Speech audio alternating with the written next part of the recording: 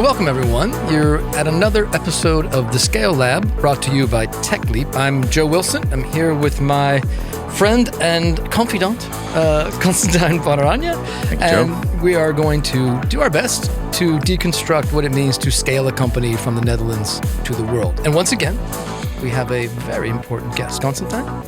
Yeah, we have with us Jitse Groen, who's a star in the Netherlands, but by now in the US, acquiring Grubhub and growing his food delivery empire.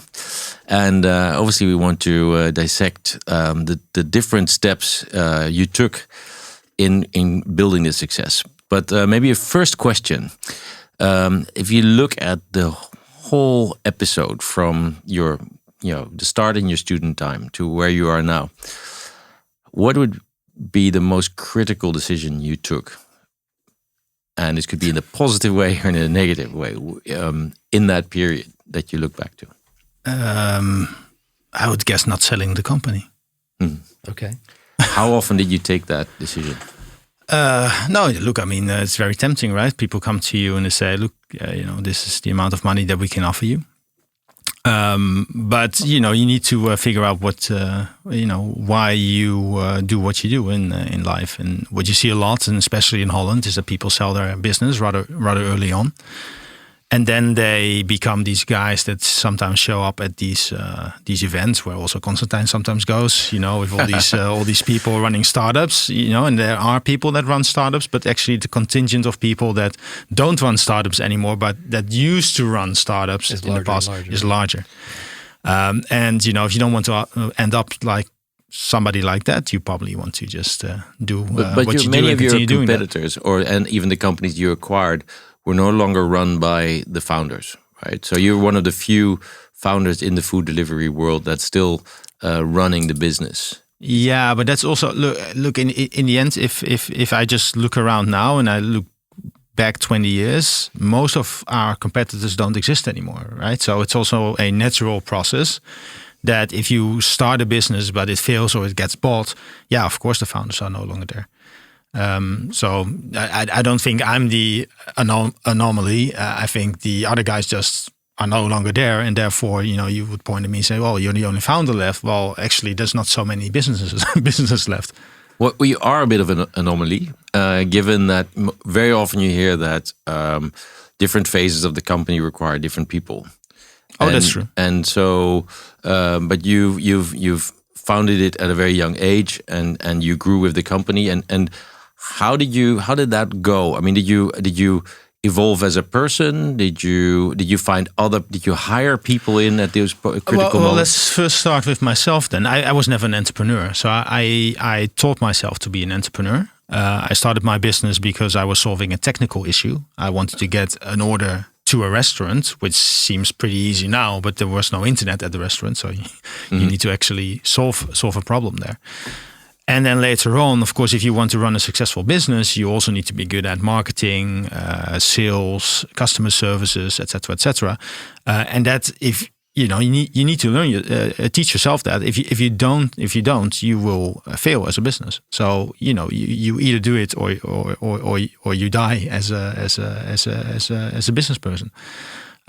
So you're forced to do it. It becomes more complicated, of course, if you get larger.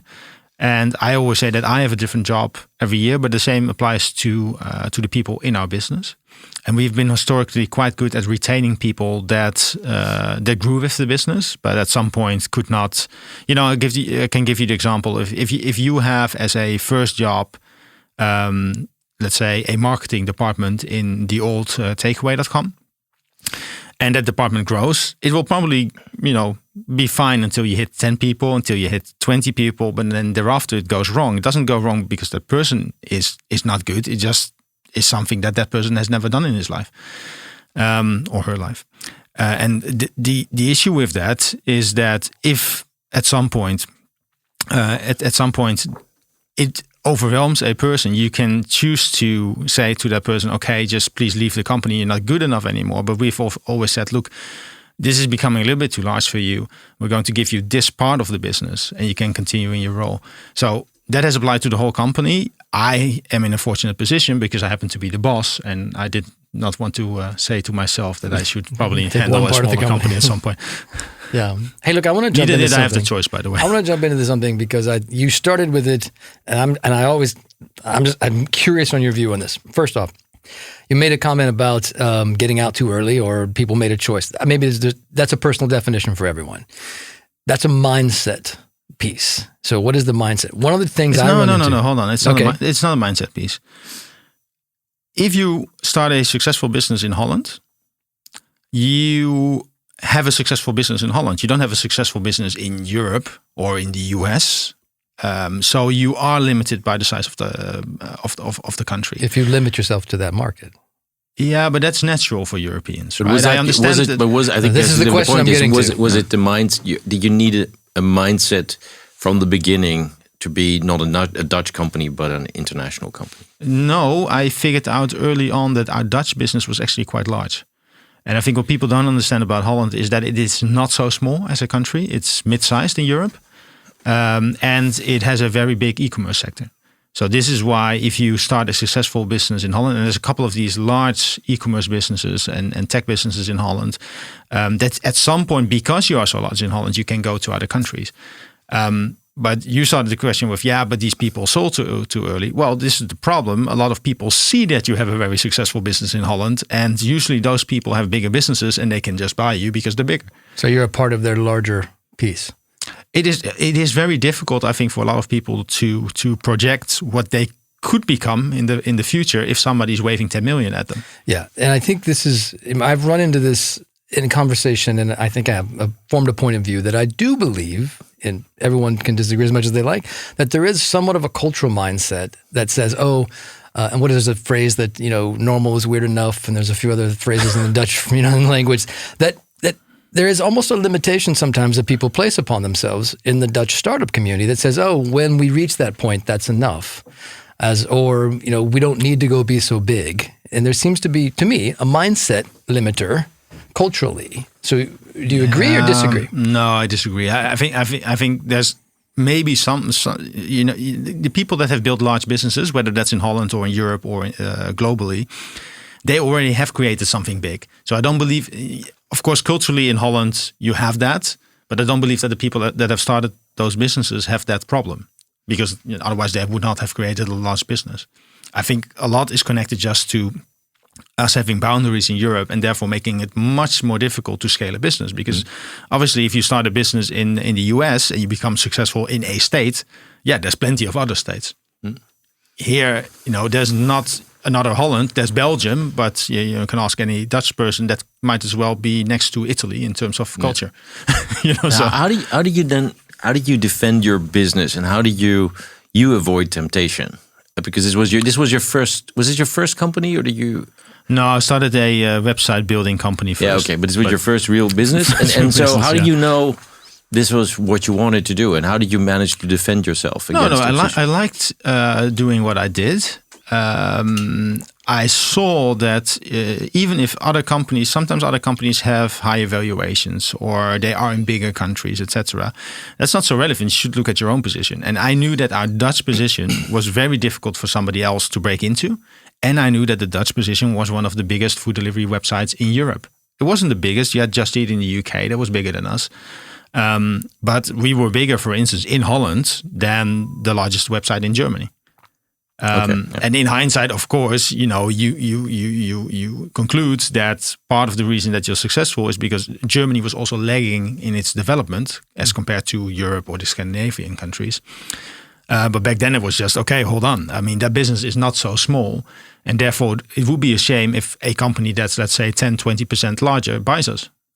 So when did you decide, organic growth is not good enough? Or when you went abroad, did you... It was still about organic growth.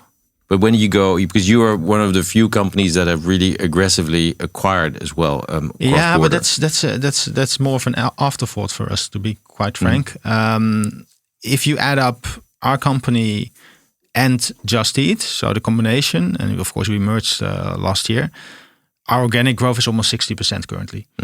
we have always been about organic growth. Also in Germany, for instance, we acquired Lieferando in 2014. We were growing at 80% in Germany as takeaway.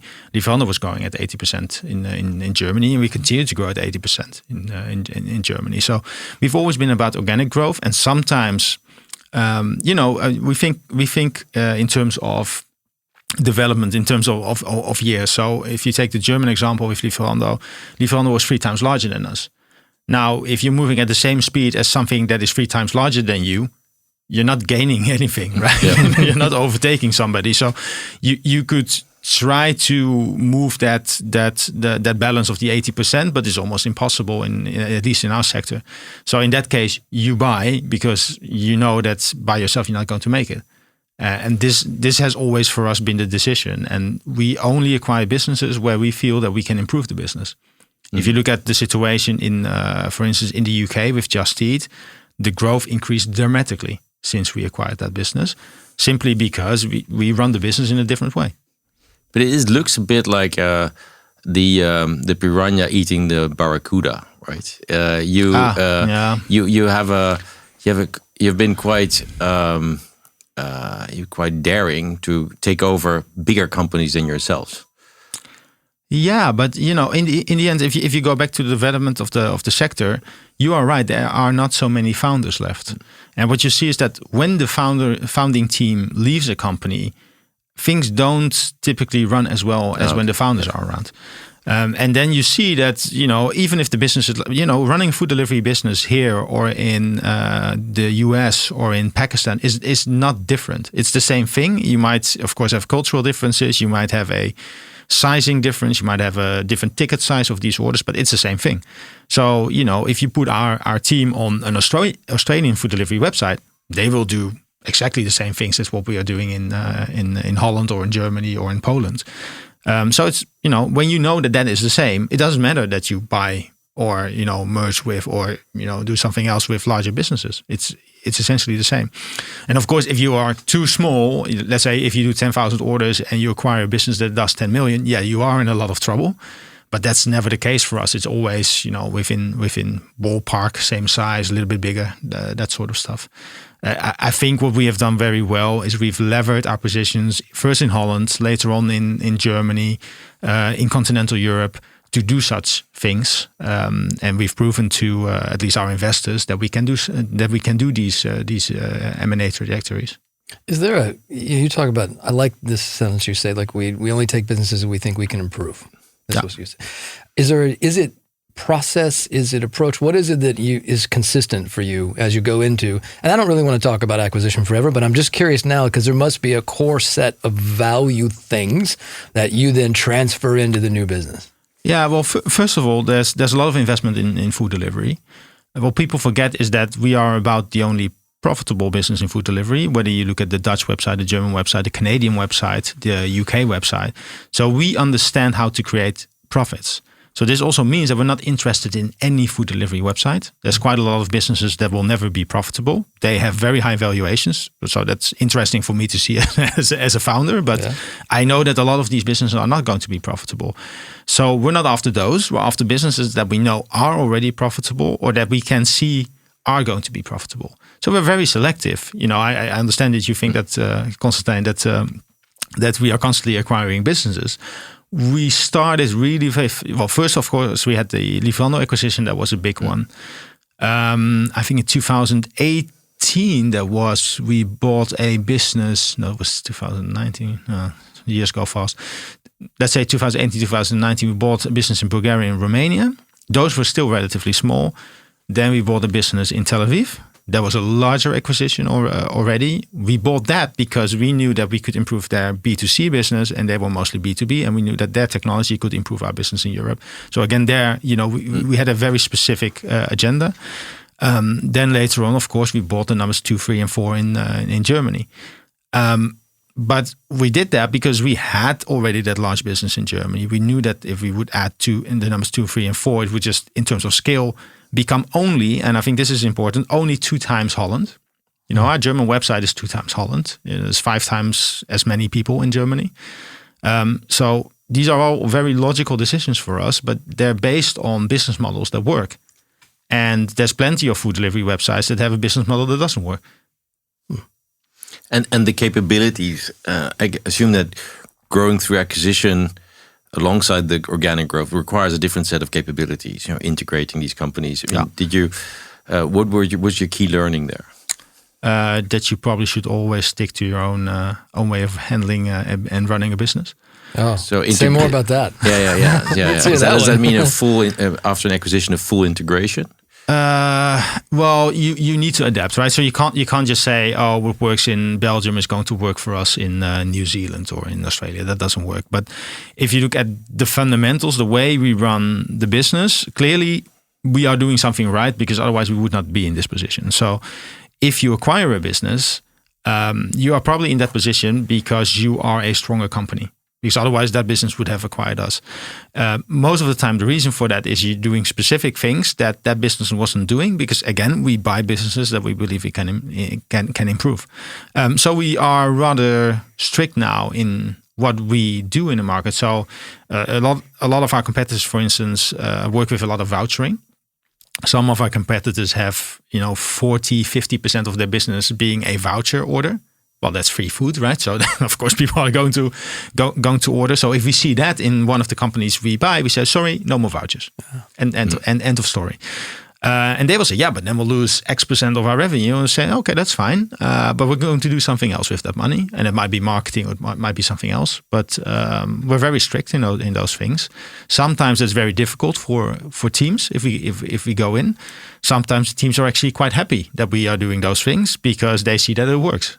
Also, if you look at the UK now or our business in Australia, there's a really big difference in growth rate. So those teams see that and they understand, oh, okay, hold on. I mean, they've told us that. Maybe we were a little bit skeptical about whether that would work or not, but it did work. So we do get a lot of support from those teams as well. It's nice to be part of something that is working, or that I've been through integrations or acquisitions. You probably want to be in the team that's winning. I guess is like in the classic sense, right? But the fact that you can feel success in the company is one of the greatest motivators you're going to give the employees. And that's true, but it takes some time, right? Yeah. So it doesn't happen overnight. It takes, in our case, most of the time a couple of months before you see something happening. So you need to persuade people that the plan is the plan, and then that the plan is good. Can we explore the cultural bit a bit? How do you confer your culture? So what is the typical takeaway culture, and how do you convert it to a new business in another location? Oh, it's a changing culture, right? I started my business in Enschede, and if you are Dutch, you know that is probably not the sexiest place in Holland. I'm going to put. How dare you? I'm going to put. Aren't they all sexy places? Come on, Twente is really. No, I mean if you want to be very generalistic about Holland, basically everybody that lives between Amsterdam and Rotterdam thinks that everything outside of that area is the countryside, essentially. And Enschede is very well outside of that area, so that's why probably people think that. It speaks for Enschede, of course, that Booking.com also got started in Enschede. So sometimes things end up well from that place. Ik wil van mijn auto af.nl. I want to sell my car.com. Yes, true. No, but there's good businesses coming from Enschede. But I think also if you look at the culture at our Enschede office, because we still employ 400-500 people in Enschede. Actually, the Dutch takeaway office is in Enschede. It's not in Amsterdam. It's the head office. The culture is very much about getting things done, but it's not about the best user interface. It's not about a lot of use of the app, because these are not inner city folks. They're not constantly using the product. So you get that difference in culture already. Then the biggest clash with cultures we got was when we acquired Lieferando in 2014. Inner city Berlin people. So they went along just fine with the people in Amsterdam, because that's essentially the same. But there was a big cultural difference between Enschede, the city in the east of Holland, and Berlin. Those things are very difficult, right? But you also need to then acknowledge that it's different, and you need to give those parts of the company a specific, aim in the company. So if you also look at how we run the tech business, the platform is all in Enschede. It's keeping everything running, keeping everything, scaling up the business. That's all there. They're very good at that. and things like developing new products, etc., that would be more in Berlin. So we do take that into consideration. But if you look at the culture in the business, we've always been good at having. We usually, because of course we're one of an interesting virus now, we usually went skiing with the whole company. We have summer events with the whole company as well. So we try to bring everybody together, and that's essential. And that's also sometimes now problematic with Corona that you can't do that. But it's essential because people do need to understand that they're on the same team. Because sometimes if you merge businesses or you acquire a business, people don't feel they're on the same team. The example with Lieferando in Germany was that they had a red logo and we had an orange logo. So you had people, and takeaway back then was 3 times bigger than Lieferando. So you had 3 out of 4 people in an orange shirt and you had 1 out of 4 people in a red shirt. So then I already knew, okay, this is not good. This just is like color, just color alone. Was important. I think you can be quite certain that if you have 100 people and you just give 50 of them a blue shirt and 50 of them a white shirt, that they will try to kill each other. Yeah. It's just and we it's create just, this opportunity for it's differences. just optics, in the end. So we've been very, every business that we acquired, we say, okay, sorry guys, going to be orange. You're going to be crying about this for 2 weeks, but then you'll feel, well, it is actually quite visible as a brand, so that's helpful to food delivery websites. And the other part is the logo. So our logos are the same everywhere. If you go to New Zealand, it's the same logo. If you would go to Canada, you would see, we sponsor quite a lot of teams at the NHL. So you will see the same logo. So that's the thing that's always the same. We unfortunately have different names in countries. Now the disadvantage of that is that sometimes internationals don't know how to type in your brand name because look at the Dutch brand name, it's very complicated. The advantage is that in every country, people think the brand is very local, and we are a local business. And you're retaining that. You're retaining Grubhub, for instance, in the US. Yeah. Okay. Yeah. There's no plan to look. I would love simplify it all. I would love to have. Look, we sponsor Euro 2020, right? I would love to have one brand name. That's far easier than us. It's a lot of work for us to get all the. Because let's assume Belgium plays Germany. What brand are you going to show? Right? That's a little bit complicated. But we're trying to work through all that. But the issue is our German brand has a recognition of 95% of the German population. So we can change that in xyz.com. But we then used to be that brand with 95% recognition, and we go to 0. Yeah. So that is a risk that we don't want to take. And when just to go back on the culture bit, do you bring people from Amsterdam to Berlin after an acquisition, and do you have a strong kind of representation, maybe even of the early founders there to make sure that culture gets conveyed? Or no, but we've always had a lot of people traveling. Mm-hmm.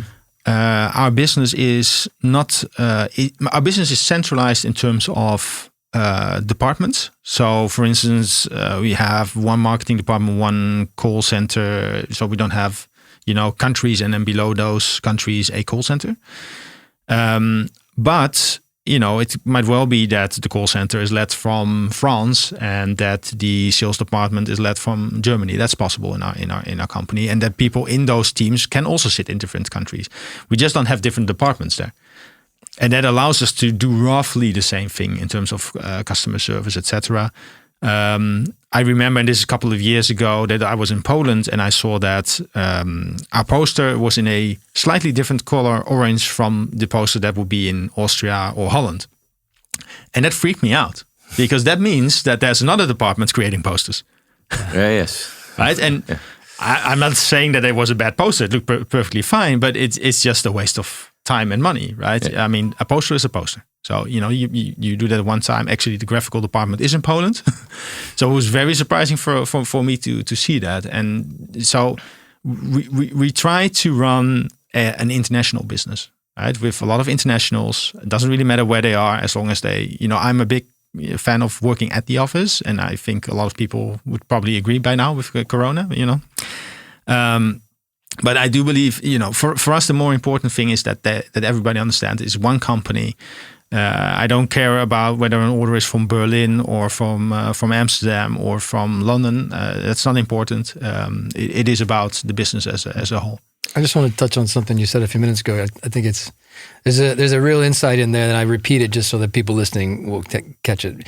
As you made your international expansion, you made a decision somewhere along the way that said, and I'm translating, we're going to play to the strength of the different geographies. You said, Enschede, you said, look, we can run the technical, the is going to be fantastic for that. Maybe design or something else can come from a different place. And as you grew, you made some decisions to let the geography be part of the strength. And I'm not trying to be metaphorical, I'm trying to be literal. You said we might get better design out of Berlin than we do out of some other place. And so that must be not a lesson that came naturally, but you had to learn it along the way. Well, there's a lot of businesses that if they acquire a business, they will just shut down that business or fire everybody or something like that.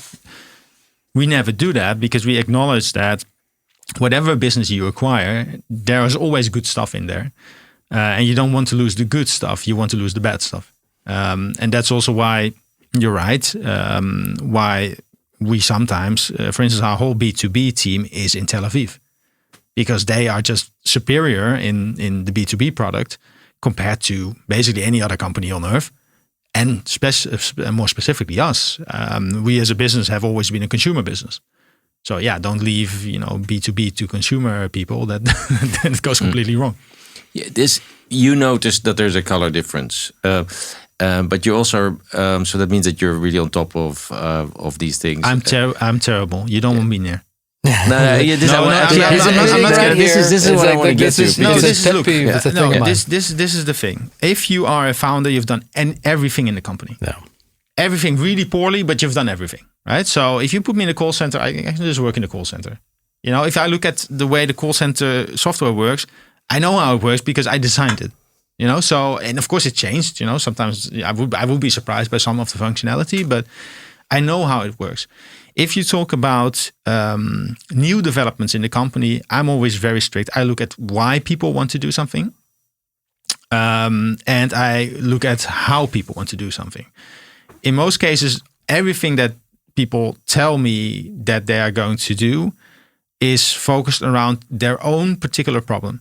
So if you go and talk to marketing, they need something, they will present something that's very good for marketing. It might not be good for the business. And people forget that constantly. And it's logical because if you're a growing business, you get all these people from the outside. There's no history there. They do everything to the best of their abilities, and they come from a marketing background. But how do you organize that more lateral thinking, or is it just you?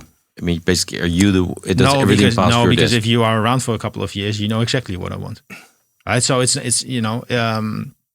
the bigger things. So let's say we want to reorganize the way we run the call center or something like that. That goes to me. But everybody understands. Sometimes that goes wrong. I have to admit that to you because I get a lot of but Jitse would have wanted this to be the case. You're used as an excuse, maybe. In a way. No, this is. I mean, this is from my background. We would say this is the court behavior. Everybody would say the queen wants this, and then people act in your behalf, and your company is growing. How do you make sure that that you don't kind of become a sole dictator? That you decentralize some of that decision making? I think it's bad that people project certain decisions onto you. But that's unavoidable. But I will give you an example. At some point, I blocked an integration project of Salesforce into the call center. Yeah. So that led to 4 years of nobody wanting to introduce Salesforce in any part of the business because, Jitse doesn't like Salesforce. Jitse hates Salesforce, someone says. Man, it's not the case at all. Yeah. No, the only point that I made is, if you do introduce Salesforce, and you learn a lot when you run a business, right? So Livrando had Salesforce in use for the call center, which is a little bit strange because Salesforce is not a call center piece of software. So they were handling their we have big call centers. People don't understand why, but about a couple of % of our orders don't arrive automatically because, restaurants run out of ink or, they're unreachable.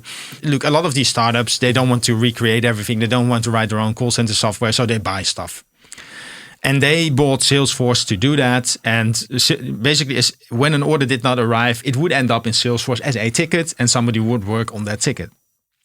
Well, that's fine if you don't do a lot of orders, but if you do a lot of orders, you would get a lot of tickets. And if you have a lot of tickets, you're inclined not to do much about it, right? We're just getting too many tickets.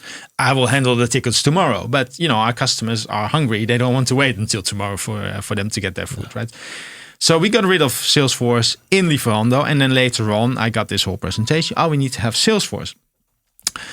And I said, why? Well, because it can do this, and this, and this, and that. And this is the problem with Salesforce. They have a very good sales department. And that sales department goes and they talk to our customer services. And the customer service would think, wow, this is fantastic. Salesforce can do everything. And Salesforce can do everything.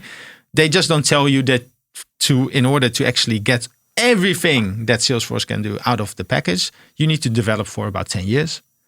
And it's probably still not a customer service tool. Well, each product has a center of gravity, right? And then Salesforce was built for one thing. It certainly wasn't built for call centers, even if it gets made into you and I might know that that's not the case, but I still get presented this piece but of software. Then just wheel back to no, but then I get back to being the queen. Yeah. So you may be the king too. If you want to.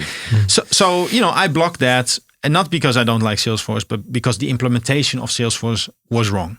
I looked at it and said, well, guys, if you're going to do this, we're going to have all these separate departments passively working on a bunch of tickets.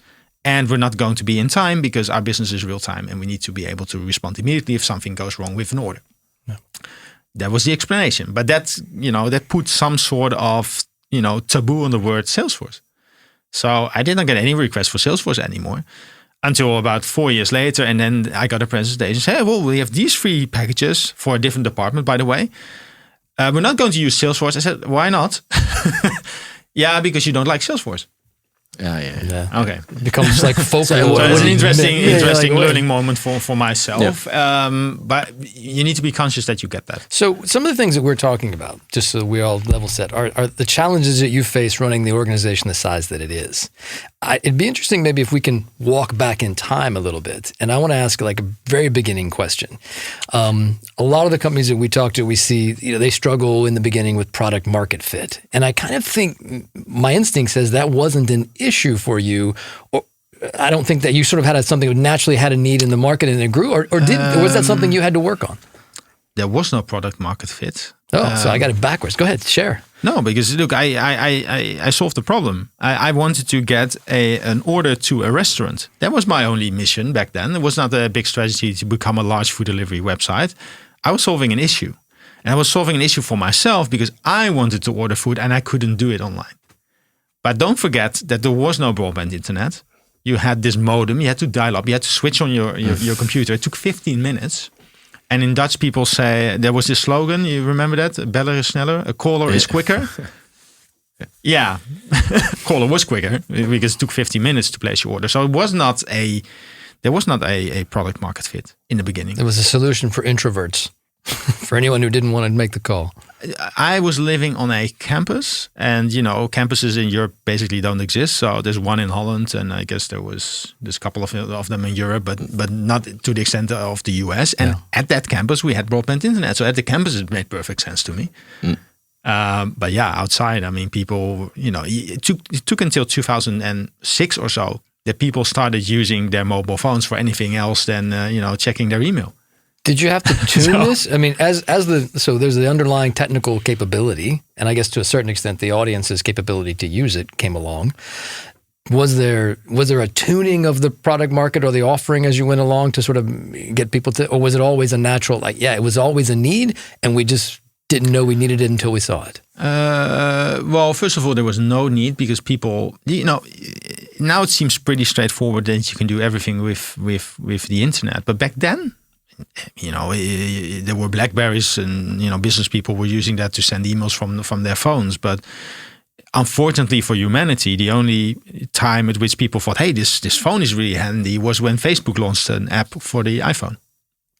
That was actually when you saw mobile internet take off for consumers. And it was 2006, 2007, I can't even remember. But that was the point that people naturally thought, hey, maybe this internet is something for me and I can do stuff. Yeah, it's even later. I think the it. iPhone was 2008. Something 2007, 8. We skipped over the Nokia phase completely, didn't we? iMode and all these things. So it became a little bit more apparent that you could do more things with your phone than just send your email. But that was not so straightforward. So the need for the product did not really exist for the first couple of years.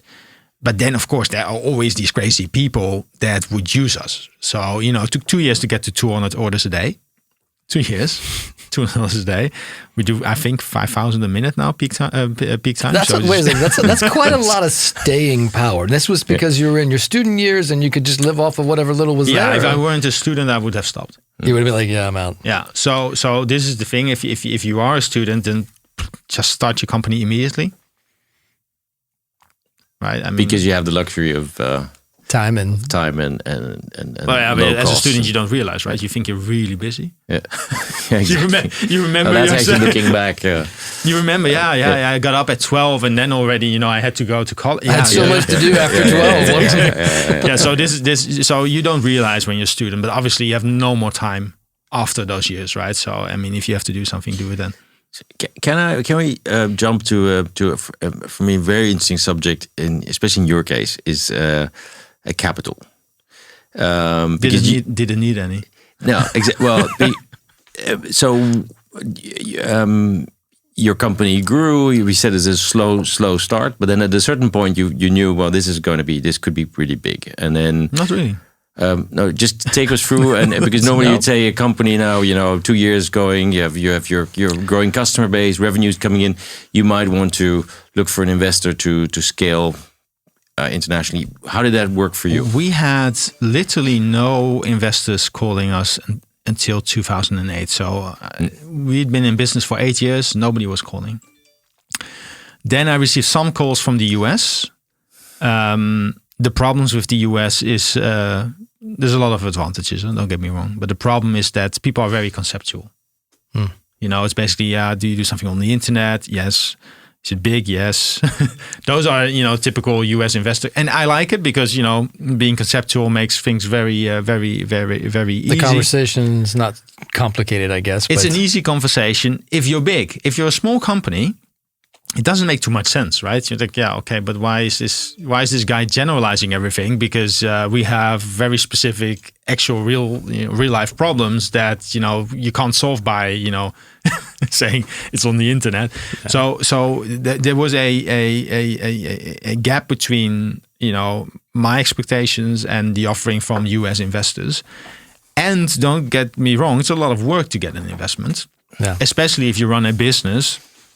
That is basically your fully 100% your business, and to prepare that for an investment, because you need to keep your books in a certain way, etc. So that was a huge distraction from what I was trying to do, build a business. Sure. Right? So I had no time for that in the beginning. Then from 2010, I got a lot of calls from investors. It took the actual first investor that we took in 2012 2 years to persuade me. To talk you into it. Yeah. To accept an investment. They did a great investment because in the end, I think it's Prime Ventures in Amsterdam. They, I think it was 2 times their whole fund or something like that, the return that they got. So that was probably the best investment in food delivery on the planet. But yeah, it took me a long time to accept it, and I only accepted it when I actually needed it, because until 2012, we were the biggest in Holland. We defeated Just Eat. We later, merged with Just Eat, of course, but we defeated Just Eat. And Just Eat had a lot of money. We didn't have any money. Just Eat poured, I think, 10 million into Holland. That's not a lot now, but it was a lot back then. And they could not make it. Similarly, we became the largest in Belgium, and also Just Eat was there. So that gave us a lot of confidence that we could do it. We could compete with these bigger players. Then, however, if you're Dutch, it's very simple. The country borders with Belgium and Germany. We also started in Germany, but what a lot of Dutch entrepreneurs don't understand is that Germany is bigger than us. And that's a problem in the culture. No, that's actually a problem in the culture. I mean, if you ask any Dutch person, can we beat Germany at football or something else? Yeah, sure, no problem. Well, actually, it's a very unnatural thing to happen, right? I mean, the country is 5 times bigger. Why do we, as Dutch people, think that we can actually defeat? You've got Linda de Mol. Maybe Linda de Mol. I don't. But it's a very strange, and a lot of people outside of Holland call it arrogance. I think that's an accurate description of what's going on. However, I think if you ask Dutch people, it's just no. We think we can actually beat them. Confidence versus arrogance. Yeah, I think that's the difference. So if you ask any Belgian, they will tell you, well, Dutch people are arrogant because they feel that they can achieve it. But if you have enough people that believe in something, you can actually achieve it. That's very similar to also the way Americans look at life. If you work hard enough, you can get there. So that's a similar trait that we have. The problem, however, is reality. So if you go as a Dutch business to Germany, essentially everything becomes far more expensive and you get far less bang for your buck. That's what happens if you go to Germany. Now, naturally, after you've recognized that problem, you figure out, okay, I see that everything is less effective. Still, the biggest player in Germany is smaller than our size in Holland. So still you should be able to overtake that player because it doesn't make sense. Just divide that player by 5 and that would be the Dutch equivalent. Yeah, of course we would be able to beat a such player. So I thought, well, if we have enough money, even if it's less effective, the investments that we're going to make, we should be able to become the largest in Germany. So that's the way. You're deconstructing the myth of Germany, and you're saying, look, well, it's a big place, but we can deconstruct it. But look, I mean, the myth of Germany is that everything is effective, and these guys are difficult to beat. Well, they're not so effective, to be quite frank, but they are difficult to beat. so you need to take that into consideration. But I think it helps a little bit if you are Dutch, right? If you talk to somebody, and if you come from Enschede, you're already a fan of Schalke 04. I'm not from Enschede, but it helps that you kind of understand them. So if you talk to somebody from the UK, they have no idea what these Germans are about. The Germans are aliens to people in the UK. That's very interesting to see. They would say things about Germany like, what? I think to Americans as well. But to Americans, the whole continent is like that, I guess. Yeah, Europe is just one country to Americans sometimes. No, but right? I mean, but the UK is not that far away from Germany. The countries are not that dissimilar. But still, if you talk to people in the UK, it's like, but Germany is totally. I mean, but if you're Dutch, you kind of understand how things work. You realize, hey, it kind of is like Holland. There's a lot of space between the cities, though, so that's different. That is also one of the reasons that it's more difficult. If you put a poster on one of the highways here in Amsterdam, a lot of the country would pass that poster because it happens to be Amsterdam. A lot of people go in and out of Amsterdam. If you put a poster in Berlin, somebody in Munich is not going to see it, right? So it's just a bigger country, and therefore, you face a couple of hurdles. So my thought was, okay, I now have 1% of the business. It's a nice business in Holland. It's a nice business in Belgium. But there's some problems associated with that because, either somebody thinks, well, this is a great market. I'm also going to try entering Holland, which you see now also, for instance, with Amazon trying to compete with bol.com and Coolblue. Won't work, but still they're going to try.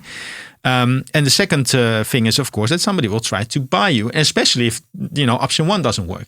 Now, in that case, Holland is too small. Because, if somebody comes in and says, look, I'm going to pay 5 billion for your Dutch website. Yeah, I mean, end of story, right? You would have to sell that. So I thought, well, if we want to be able... You said the Netherlands is easy to defend, basically, for you. It is easy to defend until somebody buys you. Yeah. Right? Then you can't defend. You have nothing to defend anymore. So I've always thought, well, the best attack for us is just to go, and play offense. And we entered Germany. We had a plan for Germany, and it worked. Essentially, you needed funding for that. Yeah. So why do you? So in your choice of investor, you had all that time, so many people coming to you. If I believe what Peter van Does says, you start at the top, you start at the best investors, and if they say yes, you go with them. That was his answer to a question about why did you end up with only 4 investors. How did you select your your investors. but he had a different situation. Look, he already did something like this. Yeah, I know, but that's different. If you are a founder, you have no idea how these things work. Then you don't go. You don't. How did you approach the selection of your investors? I talked to a number of them. I've explained the US problem. I found it too vague, conceptual now, but back then it was very vague. It's okay, but it doesn't sound like you really understand what we're doing as a business, etc., etc. Which was logical. These guys were sitting in California, so try to remember. For me also to understand how things work in California is quite difficult. Easier now, but back then quite difficult. So the US was out of the question for me, and also I did not feel like flying to California every time to have a board meeting. So I thought, well, this is a bad idea. A couple of Dutch ones, even a couple of them from Belgium that I spoke to, and these are different times, right? We're not that many. There were not that many. So now it's easier, but back then, and I took the most serious one. Because that reflected more the culture of our company and the plans that we had. I had a serious plan, so I wanted a serious investor, and so I took the one that seemed the most decent and the most. What's serious mean? Does it mean time they were willing to invest into your company, the amount of money they wanted to put in? What does serious mean? I think it was the understanding of the business. And what did you give away? Did they get board seats? Too much. Yeah. Look. In the end, unfortunately, always as a founder, whatever amount of money that you raise, you give away too much, right? You give away control. You give away board seats, all sorts of constraints, etc., etc. And the problem with those is that they are likely to be abused at some point in the future. They're likely to be abused at some point in the future. Yeah. Yeah. You don't see that. You don't read it in the media. But interests may not be as aligned later on as they are. No, it's natural that they get abused because if you have a 3-year horizon as an investor. But you knew that they had a 3-year, or did you just? I don't think you really think about that. To be quite frank, and not all investors are alike, right? But there's plenty of investors that abuse their position, and they abuse their position because of greed.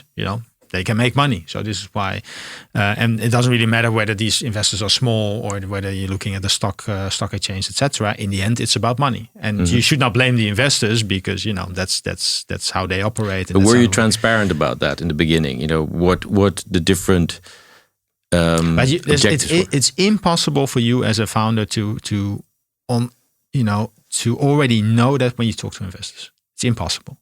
It also depends on the persons. It depends on.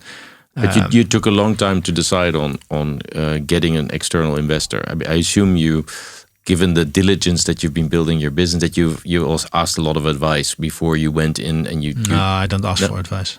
Okay, but if you say, well, you don't, as a founder, you don't know these things because it's not what you've been working on.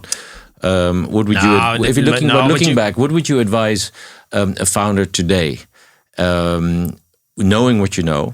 You need to realize that there's good investors and bad investors, and you need to figure out what the investor wants, right? Because any investor, they all have money, so that's not something that you need to base your decision on. But you need to figure out, what is your horizon? What do you want out of this? Is your plan to sell us in 3 years, or what is the plan? And you do see that some businesses, also in Holland, have been sold while they could have IPO'd. Yep. Right. And that's a shame because then, you essentially are destroying value. And for an investor that came in at the valuation of, let's say, 20 million and exits at 200 million, he won't say that any value got destroyed because he made 10 times his money. Right. But for your business, it might be a very bad decision. And that sometimes I think overlooked a little bit by people that take investments. And they're not all like that, right? We also had very good investors, so it's not that every investor is necessarily evil or bad, etc. But the horizons are different. Yep. And if you have decent investors, they will tell you that the horizons are different. But there's plenty of them that don't tell you that the horizons are different. And then you have agreed to a number of restrictions in the shareholders agreement that are going to bite you in the tail. Capital is one piece. Talent is another. And a lot of the companies we talk to are wrestling with. Can you think of any particular hires that were just instrumental in helping you grow the business? Is there any? I'm not talking about the person so much as I mean maybe the positions. Or you can answer as you like. Essentially, you. For us, it was a natural process. In the end, you are left with a thin layer of really good people, and if you become bigger, you have a much bigger layer, right? So we now would have, I would say, around 50 people in the top management. They run the business, right? And I think what people always forget about businesses is that actually management does matter. Management is very important for a business. So we just try to retain the good people. Also, if they can't, because I made that comparison in the beginning. Also, if they can't handle the size, it's not so strange for people that grew with the business to be unable to handle a 500 people department. That's not strange. So give them a 200 people department. But those people are instrumental to the business. When we IPO'd, we also gave them a package because we did not have anything in place in our business because I never knew that, specifically not in the year 2000 that we would IPO. So we gave people shares as well. And we gave people shares in hindsight. So, thank you for the work and of course options for the future. You looked back and said there's a value to the time and we're going to So you reward loyalty. And we gave that not per se to the top management, but also people that were a couple of layers behind that because they were instrumental for that particular department and also for the development of the company earlier on when they were running still, for instance, the whole department or something else. The often hear the mantra, you have to hire people that are better than you. Do you actively do that, or it sounds like you have a natural... but you need to make a small adjustment to that sentence. Okay. You have to hire people that are better than you at a certain topic. Of course. Yeah. I think hiring people that are better than you is a very vague concept, right? Because then in a specific topic. But you still need to realize that even if you hire somebody that's better, that their context is not your company. And I always make that comparison. The call center doesn't really want more orders. So if you hire somebody to run the call center, he will try to get less orders because it's a nuisance to him to get all these orders in. So he will try everything that he possibly can to reduce the burden of that call center. You need to be careful that manager is not going to have an effect on your inbound customers. Yeah. And sometimes it happens, right? So you still need to explain to people when they come in, look, this is a consumer business.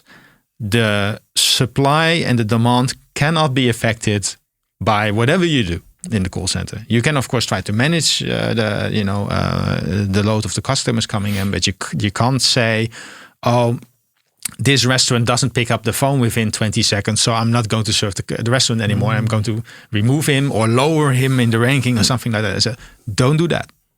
And there's a lot of temptation from that. I think it's fascinating because, you're saying, look, even if you're a smaller organization, the success metrics of the individual department, I'm generalizing, aren't necessarily the success metrics of the company, right? Because the call center is green, because it's handling its call volume really well and the people they're talking to are happy, is not the only indicator that the company is going to, may not actually be encouraging growth. It's even worse than this because usually how a company works is you say, okay, I have this budget and I'm going to give this department a certain budget. The problem with that is that you're also going to give that department the right to use part of your IT capacity. So, you might have the marketing department ask for, I want this thing so that I can look up the addresses of my partners. And that can take 20% of the capacity of IT. Well, that's not important to the company, is it? So buy something, give you money, buy something off the rack that you can use, but don't use our precious IT, capacity for that.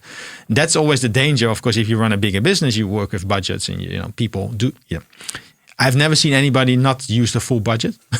Yeah, but is your key role then to retain a sight on the ultimate vision and a main allocator of resources? Is that how you would describe yourself? No, look, I'm the captain of the ship. Right, so and I try. Look, let's say if this ship needs to go from A to B, and that's the captain didn't actually build the engine room and didn't. No, but let me explain it. So if you go from A to B with your ship, the best route is a straight line, right? But, if somebody wants to deviate a little bit from the straight line, that's all fine. I have no problems with that. But they should not go in another direction. That's just my role. You still have to get to B. Yes, exactly. They should not end up here. They should not end up at C, And I think that's the role. And you need to give people all the liberty that you can possibly give them, but they should not deviate from the mission. If the mission is to go to B, then they need to go to B. So I want to give you some recognition in a sense. There's a bit of a personality conversation. I read a lot to prepare for the conversation, just to kind of get a sense of what people wrote about you. Okay, so then I got the news version. I met you once before. Okay. And you even said the last time we met, that dictatorship is a strategy for leadership in a company. And yet we listened to you today, and I'm hearing so many things about the care of the people. I asked the talent question, but now we're talking about the care of the people, retroactively giving stock, looking into these different cultural elements and trying to play to the strengths of the different groups. Yeah. It seems that there's a persona of Jitse that says, run the company, just make it happen, captain of the ship. But there's also another person that says, hey, look, there's a lot more here, and the people element's pretty important. No, but the people element is crucial. I mean, running a company is structure and people. But this is very important. If you have the wrong structure, your people are useless, and vice versa. So you can have, fantastic people in the wrong structure, and still the company can run into the ground, right? So a lot of people don't see me at all if they're doing a good job. Some people get nervous. Why don't they get to see the guy? Am I not doing good? Well, you're actually doing a good job if you don't see me too much. And at points that we do big things, like like when we raise capital or when we acquire businesses, you will see me a lot, because that means that the strategy needs to change, or the direction needs to change a little bit. We've raised 1.1 billion, for instance, last week. That means that we need to make slight adaptations to the strategy, because before that we didn't have that capital and we could not do certain things, and now we can do certain things. So every time that something like that happens, you will see me, and I will tell you, whatever I told you last year, forget about it. You now need to consider these things. And if people do that, it's fine. You won't see me. But what I can't entertain is if the people take decisions that are, not going to be. Yeah. Is this where the dictator comment comes in? You've used that a couple of times. But you need that in Holland, right? One of the problems in Holland is that I also sometimes make this comparison. Dutch people are inclined to enter meetings with plan A and plan B, and leave the meeting with plan C. That can never happen. Plan A was a good plan. Plan B was a good plan. Plan C is not a plan. Plan C is a derivation of plan A and plan B. It's worse than plan A and plan B. That's a Dutch problem, right? People take too much liberty in assessing. Oh yeah. And I would ask you, so why is that button there? Well, we had one group that said that the button should be there, and the group said this, so we put it in the middle. You mean that's going to happen? Compromise and just too much compromise, too much consensus building. In politics, it's fantastic because nothing drastic happens, right? So no accidents there. Not the country goes through the middle. That's all fine, but you can't have it in a company. Good. Should we go to rapid fire? Yeah, so we got a series of questions that we're going to throw out that short answer, like first thing that comes to your mind, whatever it is. And they're not necessarily tied to kind of business content. So example, the first question, what was the last thing that just really scared the shit out of you that you did or experienced? Where did you have fear the last time? I don't have a lot of things that I'm afraid of, to be quite frank. Maybe that's a problem. Maybe not trying enough things that scare you. No, this is one of my It's one of my issues. I maybe I'm too positive in that sense. I don't scare too easily. Okay, so here's another one. Who do you go to for advice? My team. So you don't have an external source? No. Okay. In the last team that includes your board, obviously. As well. The board, but look, also, if I need to understand something, let's say there's something in Germany in one of the, so let's say I see some data that I think, hey, this is strange. Why is this? Because people try to invent reasons why the data is strange. usually the reason that they come up with is not the reason why the data is strange. So I then try to figure out at the source, okay, what's going on here? And you always get to the bottom of things, right? So I would rather we have all these hubs in cities. So let's say, I'm getting strange data from Germany. I would just ask the guy running one of the hubs, okay, so what's going on? So I would ask just the broader team, okay, tell me what's really going on. Why do we get this data on the top level that's so deviating from other things that that's we see? More clarity than advice. I can give you the example. Look, we merged with Just Eat. Most of these websites that Just Eat owned were by far the market leader in the countries. There's a couple of countries in which Just Eat wasn't the market leader. Take France.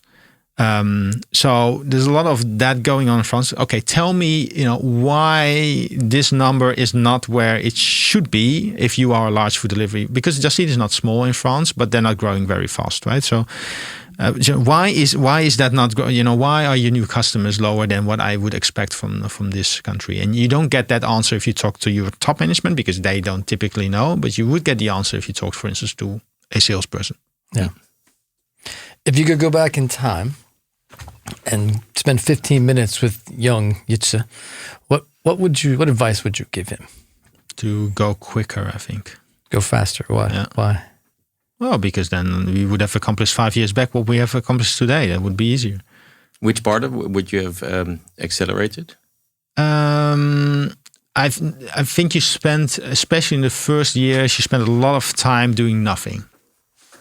Because you're not so focused, you have a business that's, it's not really a business. So I think we could have professionalized quicker. And how would you have done that?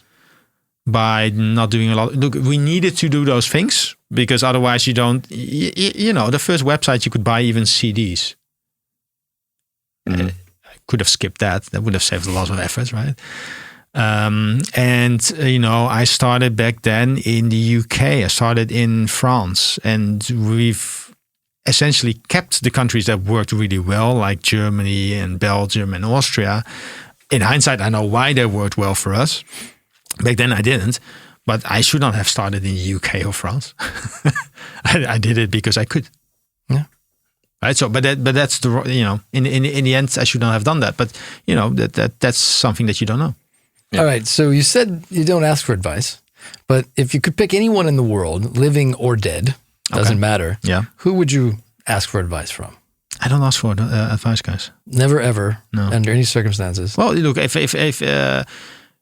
I hope to go skating tomorrow, if there's a professional ice skate, I could ask that guy for advice because I'm not that good at skating. Mm-hmm.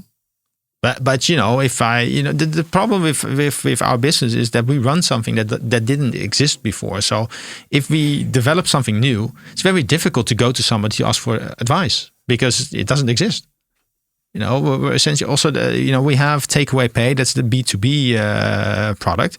Yeah, nobody has it. So who am I going to ask for advice on it? You're running a certain size level of operations, and there's certainly people who have run or are running larger scale things and might have words or thoughts that could help you. Yeah, but that's all. Look, if you come to me and you ask for, let's say founder advice, and you have 50 euros, I cannot give you any advice because I had 50 euros in the year 2000. It's a big difference with having 50 euros today. So that advice would be useless. If the question would be, I want to enter into the art market, I want to start buying. Yeah. Do I just go and experiment, or do I actually ask someone who knows a lot about the market? Yeah, but that's an example of something that I don't have any knowledge about. I would ask for advice. Then that's but the skating. if you're, I should assume that in terms of food delivery, I cannot go to anybody asking for advice because we are one of the top food delivery companies in the world. So it would be strange for me to say, well, sure, let me see what other business I can ask advice about. It's doesn't make sense at some point. Okay. Biggest difference you found between being an entrepreneur, which you learned to become, and being a CEO? Same thing. No difference. For me, it's the same thing. I do not understand how a lot of the companies worldwide work with CEOs from the outside that don't know the business. Because look, I know the business because I've done everything in the business. So it's easy for me to understand, okay, hold on. that figure is off. I probably need to go to that person to figure out why the figure is off. But there's a lot of CEOs that become CEOs, and then they need to spend 3 years understanding the business and why certain things are the way they are. So for me, there's no difference. But I can imagine that a lot of companies that lose the founder have a big problem because they lose the knowledge of the business. And it doesn't mean that the new CEO is bad or he doesn't know how to run a business, but especially in a fast-moving business like a tech business, you better know how the business works. Well, you mentioned that sometimes the department might outgrow a leader. I assume the company can outgrow the founder. Yeah, that would be very annoying. Yeah, I mean, it can happen. It can happen. Yeah, it can happen, and then probably you are probably very brave to admit it and then to leave the company. Yeah. How do you look at momentum versus precision? Like, there's creating momentum, and then there's just managing the detail at a certain level. How do you compare the two, or think about them in terms of growth?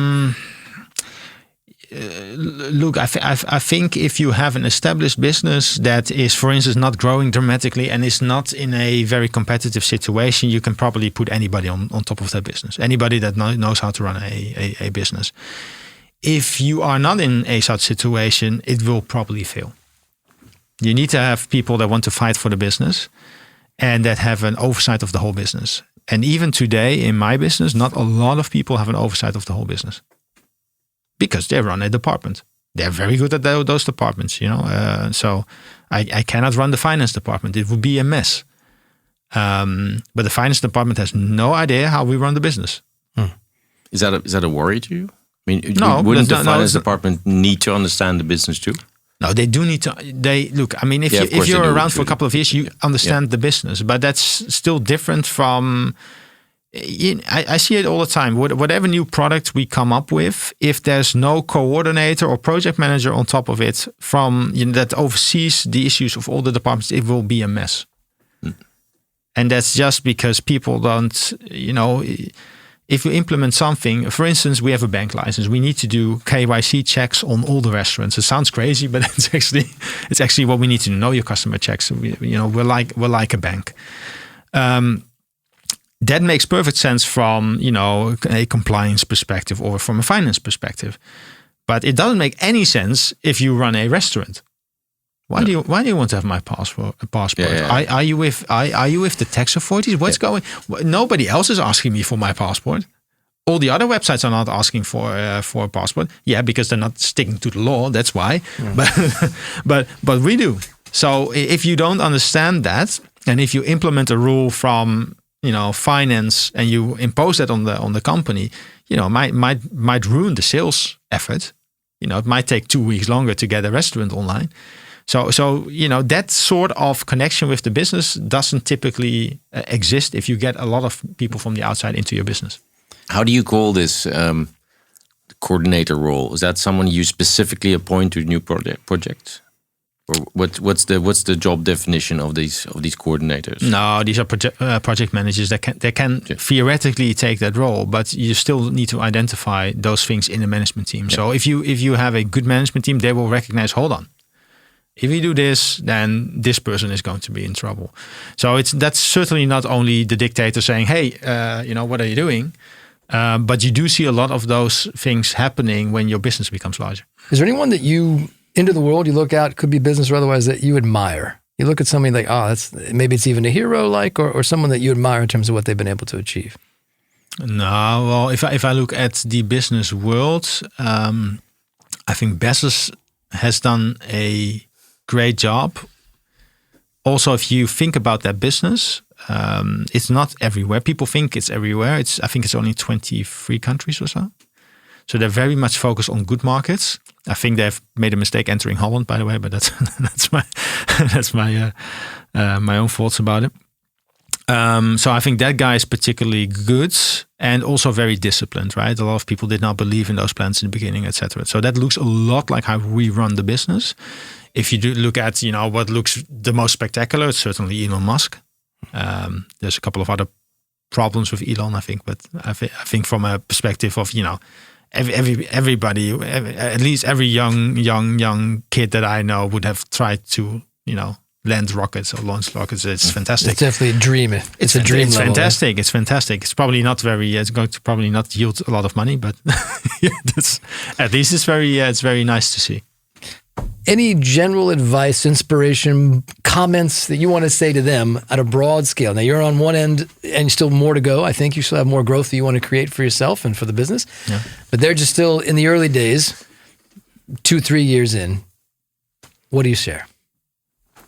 I always say that it's about focus, right? I mean, you look... You get a lot of advice as a founder, right? There's a lot of people saying, "Oh, you should do this, you should do that, etc." You need to follow your gut feeling about what's right for the business, and you need to follow that. And if it fails, then it fails. It can happen. But I mean, again, I think having a very clear path from A to B is very important. You need to have a plan, and a lot of people don't have a plan. They pretended to have a plan, but if you don't talk to them, they say, "Look, I can do A, B, C, D." Yeah, I know you can do A through Z. I know that's possible, but you need to stick with one letter of the alphabet, please. Because you're only going to be successful if you focus on one particular thing. You're not going to be successful if you're going to do everything, because then you have a lot of competitors. Just do one thing really well and you will succeed. Okay. Thanks for spending the time with us today. Thank you. Thank you. Thank you for listening to The Scale Lab, podcast brought to you by techleap. We hope you enjoyed this episode, and if you did, please share it on your network via social media and give us your feedback. See you on the next episode.